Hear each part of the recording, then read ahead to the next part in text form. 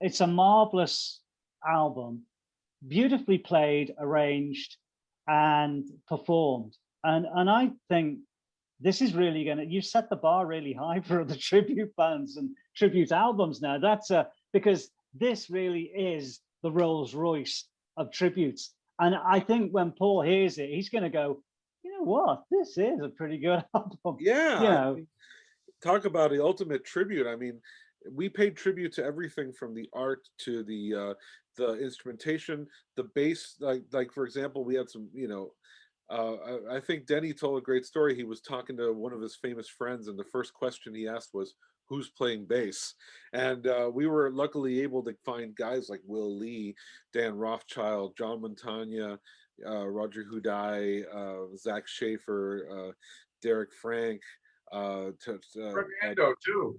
Yeah, well, I played a little bit on it, but Jennifer yeah. Jill Oberly and all these bass players. I mean, Paul is our hero, and some of us we even used, you know, Rickenbacker basses to get it to sound exactly the same, and a lot of the guitar tones and stuff. The thing about Paul's bass playing, though, and I was discussing this with somebody else, a musician who's with the Go-Go's, Kathy Valentine, and I mentioned she started off as a guitarist and had to learn bass to get into the Go-Go's, and Paul had to learn the bass because Stuart Sutcliffe had disappeared. He was a guitarist, and you can tell that when as somebody moves from guitar to bass, they have a certain way. They're very good at holding the roots, but they love sticking in these little melodic runs and things like that. And when you listen to Paul's bass playing, it can either be incredibly simple, or you think, my God, how does he do that and sing? You know, I mean, it's something else. I'd like Paul is incredible. Yeah. Go ahead, Fernando. Go ahead. Go ahead. I was just going to mention that when we were doing the original recording, and I didn't ever hear Paul play the bass.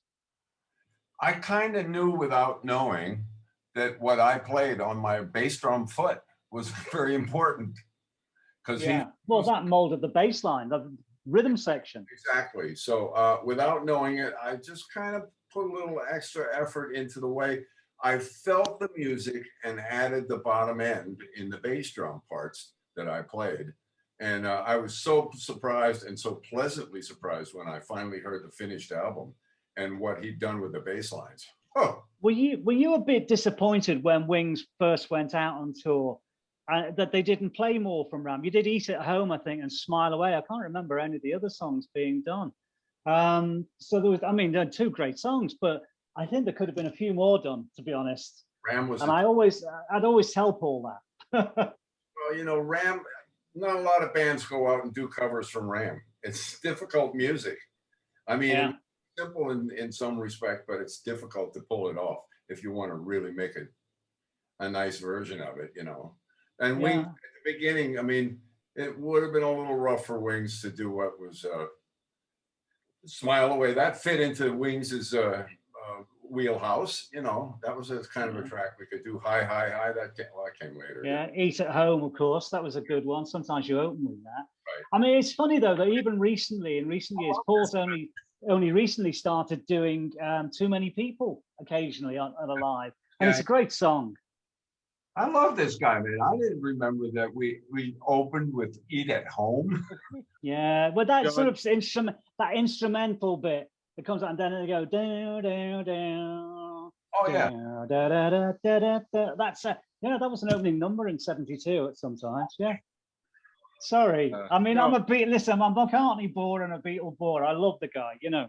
Yeah, there's a reason why Jon gets hired to do all the interviews and do all the intros on the cruise, because he knows and loves everybody, and it's just perfect for it. And you know, these songs, we'd love to perform them live because I think we could have a lot of fun with them. I personally saw Paul play Another Day and Too Many People live, and it was always a thrill because you don't expect that. You know, you go to a Paul concert, you expect all the Beatles stuff, you expect Jet, you expect Band on the Run and stuff like that. But when he pulls out something deep like that, it's like, whoa.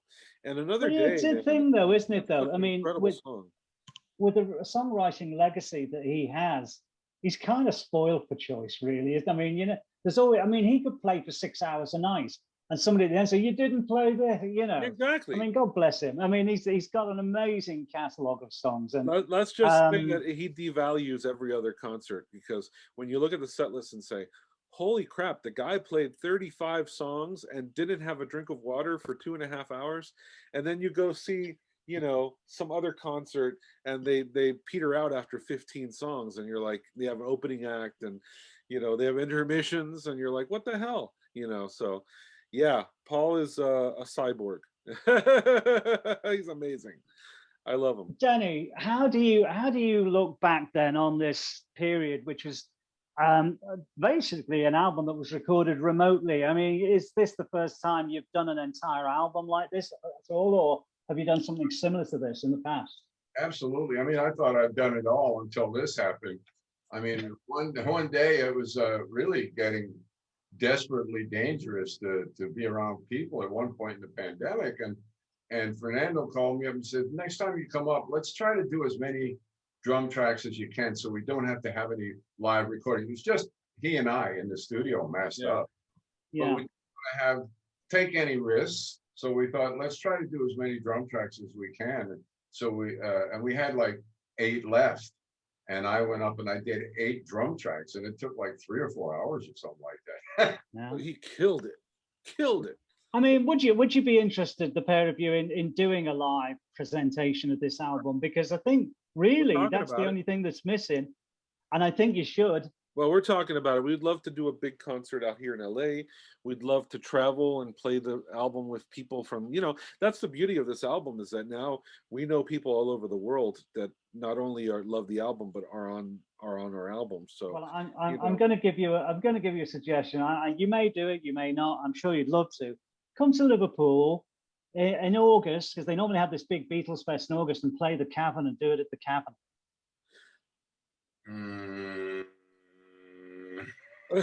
Paul McCartney, hey, listen, Paul McCartney's played there 3 times now. I've seen him every time he's played there, because my mate does the front of house for Paul.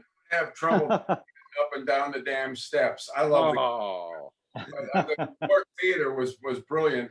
I think they were remodeling it the last time I was there. That's a great venue to play some.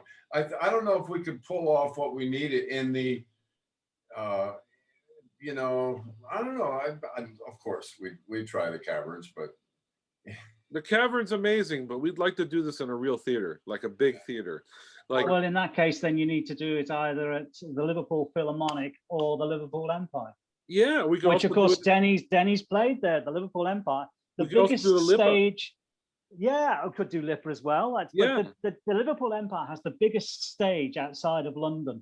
Ooh. And yeah, seriously, and they've remodeled it, because they used to have a stage door to get in all the equipment that was about the size of you know, the door under somebody's stairs. It was ridiculous. The biggest stage in the country outside of London, and it was literally like your front door trying to get all the band's gear through a front door, which they've thankfully changed that now. But Denny, what was your experience of playing in Liverpool on the Red Rose Speedway tour? Well, we played there several tours. I mean, we stopped there during the university tour, the Red Rose Speedway tour. We loved it. We got to see Jim, Paul's dad. Yeah, Paul's dad. Yeah. Yeah, we met Aunt Jenny, and we went down to that pub when we were filming. Was it the Crown and Anchor or something? No, it was the Chelsea Reach in New Brighton. Chelsea Reach. Oh my God, I'm so pissed in there because there was no tab. I don't know who paid for it. Well, but hopefully it will be Lou Grade, seeing as you were doing the thing for him. We were there all day and half the night, and I'll never forget this. So we didn't stay. Paul stayed in Liverpool, but we didn't stay. But Denny and Henry and I jump in the limo to go back to London, and we're pulling out of town. And the limo driver rolls down the window and throws up. I said, hold it. You get in the back seat with Denny and Henry. I'm driving back. Like, I'm driving back to London, and you know, I'm on the wrong side. Oh shit! Yeah, it's the other side. No. And then, yeah, we drive on the left here. I don't think that limo driver will ever forget that night riding with Denny and Henry, because they were more drunk than I was. And I was pretty I mean, these memories, and they're so wonderful when something like Ram On comes out, it just brings all these things to the surface. And hearing these stories for me and for Fernando as well, it's just incredible. And again, it's something, if something's good and of value, it will last. And that's the great thing about Ram. And I think a lot of what Paul has done is great, and it has value. It's funny, I've started seeing things now. Well, you've done Ram. What about Wildlife or Red Rose Speedway? And I'm thinking, oh dear, yeah, listen, they were great albums. But I mean, particularly Red Rose Speedway. I played that album till I think I wore it through.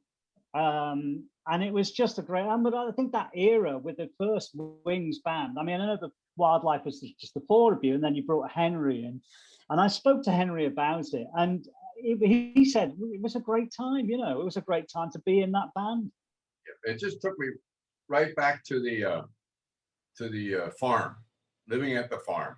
I had the Breckaheath Farm, Kilkenzie by Campbelltown, you know, and we'd ride over to Paul's place and just wellies and jeans, and it was just so lovely. I mean, we had such a great time up there. I don't know how we lived. I really don't, but we were together all of the time. If we weren't playing music, we were hanging out, and somebody had a guitar and somebody was singing every moment of it. It was brilliant, you know. The memories of youth. That's essentially the memories of a young man, and they're usually the sweetest. Yep, absolutely. Well, look, the pair of you, thank you so much for talking to me today about this. Ram On is available from the 14th of May. I'm sure it's got the Sir Paul McCartney seal of approval. It has 3 musicians who actually played on the album. It has Dave Spinoza, Denny Seiwell, of course, and Marvin Stam, is that? Yes, yeah. Marvin Stam, yes. And of course, the rest of the cast are just unbelievable. And you know that these people literally have Ram as part of their DNA. Fernando, you're a decent man. I must say that. I've always said that. I love working with you. We always have great fun together when we're on the cruises and what have you, and the pre-cruise parties. Oh, yes. But it's great that you two guys have really taken literally the ram by the horns, and you've turned out something quite spectacular, I have to say. And I urge people to go out and buy this CD, because it's something you will not regret. It's not Ram. It's like, if you like the other side of the coin. And I think that's very important. And there's a lot of love going into that. We're not seeking to replace your copy of Ram, but this is a wonderful companion piece.